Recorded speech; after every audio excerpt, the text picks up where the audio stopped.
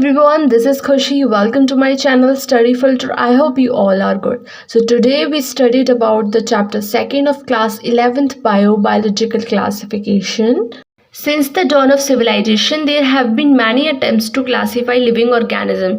तो स्टार्टिंग से ही ऑर्गेनिज्म को क्लासीफाई करने के लिए बहुत सारे अटेम्प्ट किए गए थे. It was done instinctively not using criteria that for scientific. ऐसा ही नहीं है कि साइंटिफिक क्राइटेरिया के बेसिस पे क्लासीफाई किया गया, बल्कि जो ऑर्गेनिज्म जिस पर्पस के लिए यूज़ होता है उसके बेसिस पे ऑर्गेनिजम्स को क्लासीफाई किया गया. यानी कि जो ऑर्गेनिज्म फूड के लिए यूज़ किए जाते हैं उनको अलग रखा, जो शेल्टर के लिए यूज़ होते हैं वो उनको अलग पर्पस के लिए रखा गया, क्लोथिंग के लिए अलग रखा गया. तो इस तरीके से यूजेस के बेसिस पे जो ह्यूमंस थे उन्होंने क्लासीफाई किया था ऑर्गेनिजम्स को. Aristotle was the earliest to attempt a more scientific basis for classification. तो अर्लीस्ट टोटली वो एक ऐसे पहले साइंटिस्ट थे जिन्होंने साइंटिफिकली क्लासिफिकेशन दिया था. ही used simple morphological character. Morphology का मतलब होता है एक्सटर्नल, यानी कि उन्होंने एक्सटर्नल कैरेक्टर के बेसिस पे प्लांट्स को एंड एनिमल्स को डिवाइड किया गया. प्लांट्स को उन्होंने डिवाइड किया था on the basis of trees, shrubs and herbs.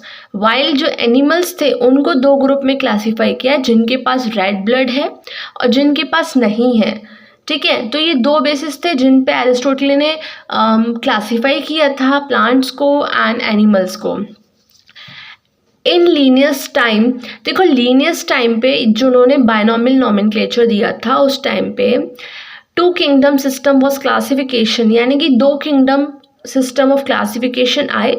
First one is kingdom Plantae and second one is kingdom Animalia was developed that include all plants and animals respectively.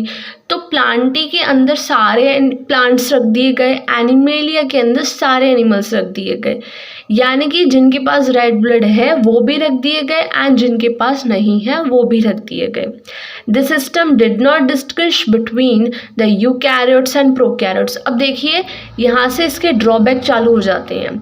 3 major drawback आपको इसके अंदर दे रखे हैं. First one is कि इन्होंने ना तो eukaryotes prokaryotes पे क्लासिफिकेशन किया था, ना ही इन्होंने यूनिसेल्युलर मल्टीसेल्युलर ऑर्गेनिज्म को देख के क्लासीफाई किया था, ना ही इन्होंने फोटोसिंथेटिक यानी कि green algae and non photosynthetic यानी कि फंजाई इसके बेसिस पे क्लासीफाई किया था.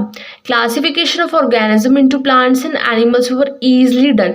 मतलब काफ़ी ईजी तरीके से इन्होंने सारे प्लांट्स को प्लांटी में रख दिया, एनिमेलिया के अंदर सारे ऐसे पटक दिए.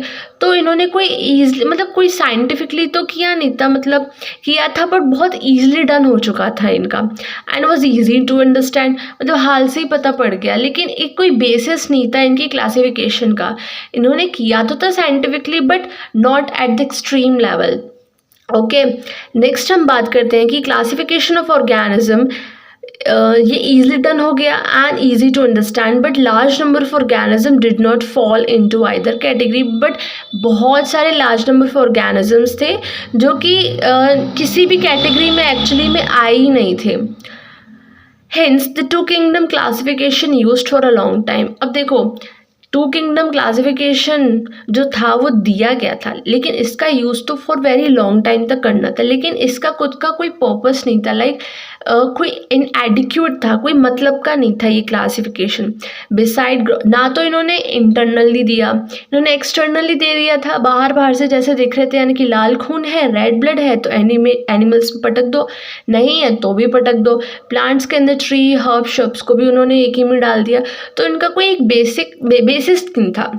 ओके, नेक्स्ट अगर हम बात करें तो इनको ना इंटरनली भी क्लासिफिकेशन देना चाहिए था, जैसे कि ग्रॉस मॉर्फोलॉजी के बेसिस पर एंड सेल स्ट्रक्चर्स पर, नेचर ऑफ वॉल यानी कि वॉल कैसी है सेल की, न्यूट्रिशन कैसा है, फोटो ऑटोट्रॉफिक या हेट्रो ऑटोट्रॉफिक या ऑटो ऑटोट्रॉफिक है कैसा है, हैबिटेट कैसा है, वो किस जगह रहते हैं, मेथड क्या है रिप्रोडक्शन का, सेक्सुअल है या असेक्सुअल है, इवोल्यूशनरी रिलेशनशिप पे देना चाहिए था. इन सब पे classification system for the living organism have has undergo several changes over the time. देखो क्लासिफिकेशन एक ऐसी चीज़ है जिसमें ऑर्गेनिज्म न्यू ऐड होता है या रिमूव होता है. तो इसका जो बहुत सारे इसमें चेंजेस आए, यानी कि ओवर टाइम पीरियड में इस क्लासिफिकेशन में काफ़ी सारे चेंजेस आए थे। तो plants and animals kingdom have been a constant under all different system. देखो जो प्लांट और एनिमल किंगडम था वो तो ओवरऑल पीरियड एक कांस्टेंट ही रहा था। The understanding of what organism be included under this kingdom have been changing. अब इसके अंदर यानी कि प्लांट और एनिमल किंगडम के अंदर जो ऑर्गेनिज्म ऐड किए जा रहे थे या रिमूव किए जा रहे थे उनके अंदर आपको वेरिएबिलिटी देखने को मिल रही थी। The number and nature of other kingdoms have also be understood differently by different scientific over the time.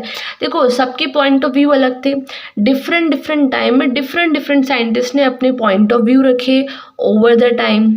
अब नीचे हम नेक्स्ट देख रहे हैं, एक आपको टेबल दे रखी है, कैरेक्टरिस्टिक्स ऑफ 5 किंगडम।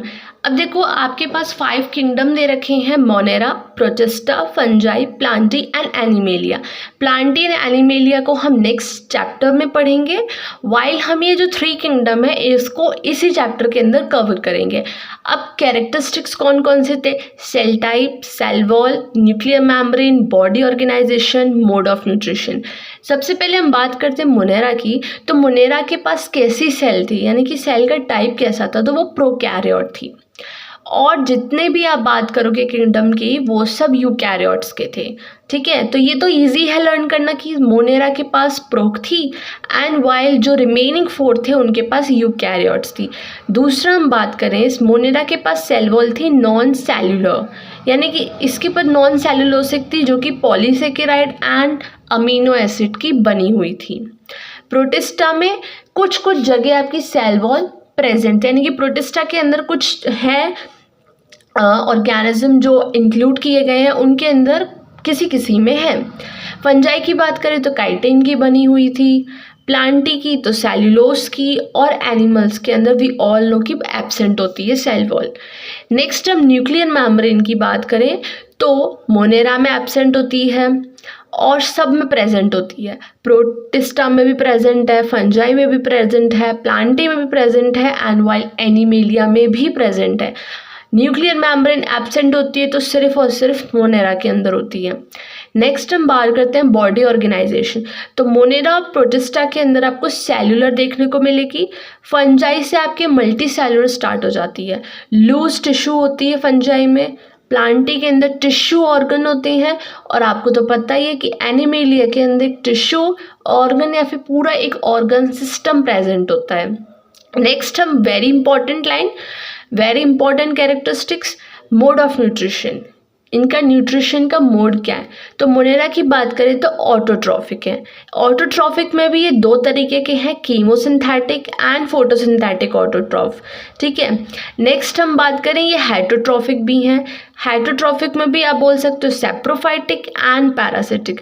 अभी क्या होते हैं इन सबको हम डिटेल जब किंगडम पढ़ेंगे तब हम इसमें समझेंगे।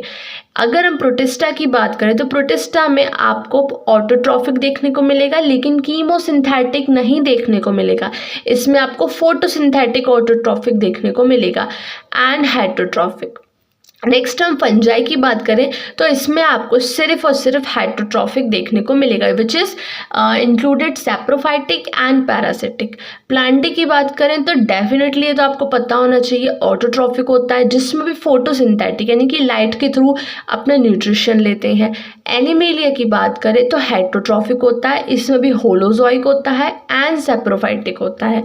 सो I hope you like this video. आज हम यहीं तक पढ़ेंगे and tomorrow we cover up the next forward topics. If you like this video, so don't forget to subscribe, share, like and comment.